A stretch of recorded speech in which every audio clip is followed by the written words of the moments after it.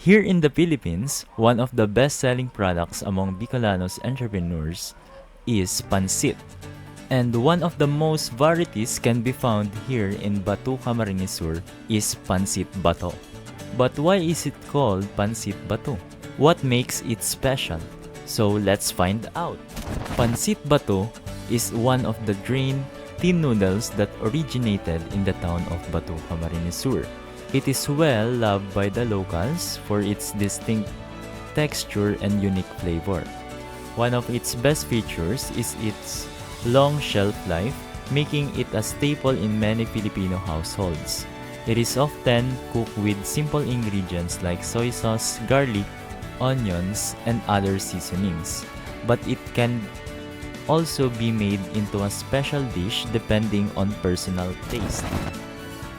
As the part of performance task assessment in the subject of entrepreneurship, we were assigned to interview a successful entrepreneur here in Batu to learn about their experience, motivations, and strategies in growing their business. After searching and searching for outstanding entrepreneur, we found one of the most successful in Pansit Batu industry, the LS Pili Pansit Factory. But before we move on, Francine, could you explain what entrepreneur is and what entrepreneurship means? An entrepreneur is someone who creates, organizes, and manages a business, typically with the goal of making money. This individual is often seen as a risk taker because they invest their time, money, and resources into bringing a new product or service to life. Entrepreneurs help communities develop socially and culturally by creating jobs, sparking innovation, and driving economic growth. What is an entrepreneurship? Entrepreneurship is the practice or process that an entrepreneur uses to establish a business. It involves using innovation, skills, ideas, and vision to create new products or improve existing resources and services that meet market demand and create economic value for a target audience. In other words, an entrepreneur is the manager or person who practices entrepreneurship and is behind the business, while the entrepreneurship is the business itself or the management. Thank you, Francine, for the clear explanation. Now, without further ado, let's begin our interview. And here's the following questions. So yun, good afternoon. My name is Marky, or we are here in LS Philly. Kasama ko ang aking team, si Francine, Dustin, Ali. Sir, ano po yung pangalan nyo? Jeric. Jericho? Jeric Tila. Sir, ano yung position nyo po dito sa LS Philly, Silubong Sandal? Isa sa nakatiwala nila. Bilang ano po, personal background nyo po kung saan kayo galing at ang panuway na akong daling po.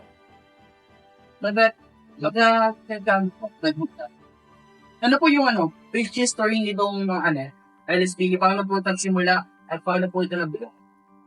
Actually, ang pagsimula nito lang, pag-malis namin dito, bali, parang ako lang wala nung nagka-pandemic, hindi ako nakabalik dun sa job ng trabaho. Kaya, dito na lang ako, parang ginalis na kumalang Pag-manage sa magbantay sa mga trabaho. Ay, yung dati mo yung work, ano po yun? sa Pasig po, sa sa Plywood Factory. Ay, paano po yung practice ng pansit ba? Paano kayo ginagawa? Ano ba yung unang-una? Paano to Itong factory, ano ba yung paggawa ng pansit? Paano to nagagawa? Paano to napaprocess? alam naman natin lahat na gawa ng pagsabi. Kasi yung na-original ng customers ko. Yun sa tamang proseso, kasi sinusunod naman natin yung dahil paraan paglo nito. Is ng ego, tapos ng years. At pinapadaan natin sa tamang proseso ng makina at pagluluto ng sila. Katapos dito maluto, saan mo dinadala? Which is, alam ko naman kung saan ko dinadala. Kasi isa ako sa mga delivery boy nila. Ang paano po dinadala? Pwede po kumatanong. Lahat naman ng produkto na dumadaan sa amin, unang-una, di siyempre dito sa tindahan. Kaya para sa bibenta.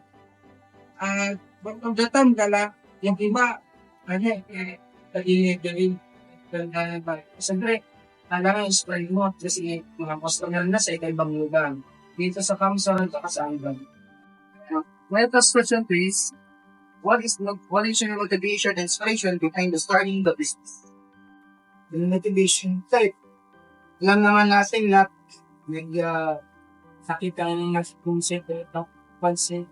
Kaya yung naging inspirasyon nito, paano man, inalam kung paano ba ang ano yung nagiging kita sa pagpapansin. Kaya yun yung naging motivation kung ano bang magiging kita at paano doon na rin nagsikla yung paano malalaman ng ang naging kailan pagbibenta motivation tapos inspirasyon kasi siyempre yung may-ari hindi naman tayo kinanganak lang na mayaman. Kaya yung nagkaroon na rin ng Nag-estimate sa kanya kung paano talaga. Oo. Kung saan ang business. oo. Kasi yung sa totoo niya, yung papa niya, saka yung mga pioneer ng may papansin, magkukumpara. Nung may-ari nito talaga, yung papa niya, kasi yung mga ibang May mga talagang magkukumpara kaya. Ibiglaro. Siyempre, siya nahuli na lang kasi wala siyang kaya na magpaaral kaya nai-inspirasyon ng mga anak na try kung maging nakita rin naman nila kung paano naging kasi sa niya Next po paano naharap nung unang taon ng business? Paano niya naharap yung mga problema? Paano nito naharap? mga challenges no? Yung first year, yung mga problema. Siyempre, unang-una,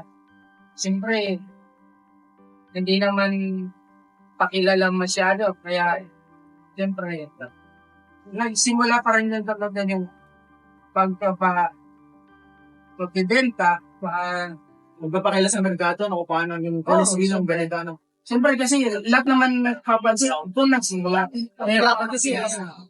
Kaya, yung challenges talaga, doon. Unang-una, yung mga trabador. Kasi yung sa trabaho mo kuya, na kami ba na kabati ka or may alam ba dyan nangyayari? So, hindi naman namin pinapakilang yung both na sa buhay nila. Basta yung lang namin Gawa yung trabaho. Oo. Yun lang nang dapat kasi yun ang kailangan, yung pansin. Sa mga problema naman sa kanila, sa mga sumunod na naman, ibang parte naman, talagang pag sa business ng challenges na naharap namin, yung pagpapakilala at sa mga trabaho kung paano namin sigura Last question is, what's the strategy for handling failure and maintaining work-life balance? Paano yung kaya nangyayari? Yung strategy nyo, paano nyo handle yung failure and maintaining the work-life balance? related pa rin sa pagpapatrabaho sa concept pagdalawa. Kasi yung strategies, yung kailangan maintain mo talaga yun kasi araw-araw mo na yung dinibenta yung concept. Ano yung mga strategies na kaya paano nila yung kalidad ba ng Oo. Yung kalidad naman talaga, kung ang sabi nga sa atin, sabi ko lang, kung may kalidad, may kantidad.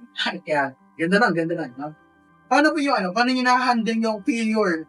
Paano nyo talaga, kung haring madami kayong DO, which is yung tawag din sa DO? Kasi yung mga red check ng pansit na yung mga bayamag na. Ano po yung paano na-recycle eh? Kasi may tatan na yung mga katulad sa diyan na yan. Kasi Lumayan yung iba naman, di talaga nabibenta. Kaya yung mga delivery namin, siyempre, ginabalik nila yung, video nila. Yung ginagawa naman namin, inibilad namin, tapos, bumibili. Sa mga Pato, Nice sa mga livestock, mga tulad ng mga isda, pato, manok, baboy, gano'n. Diba, alternative na Pang pangkain cycle nila. din na, no? Oh. My next question is, what is your sales strategies and future goals for the business? Ano yung po nyo yan? Mga strategy nyo para mapalago in the future itong business na ito? Siyempre, palagi nandun yung kandidat. Tapos, working lang maintain lang yung pag-delivery on time kasi most of the time, ang daming kakompetensya. Kailangan habulin mo yung oras.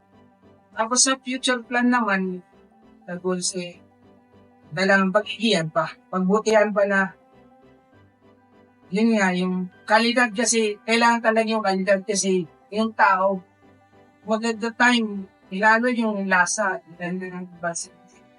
Minsan, yung iba naghahanap ng mura. Kaso, ang quality. Oo, kasi mura, because yung nakukuha nilang kalidad naman yun, mababa rin kasi yung Arena, local, or yung type C yung ano. hindi naman natin masasarang local. Kasi mga siguro mga yung standard na meat, mga third class niya. So, ayan, thank you po sa pagpaunla ng yung interview na to. At po ngayon pala ang students ng Colgate College of Primary. So,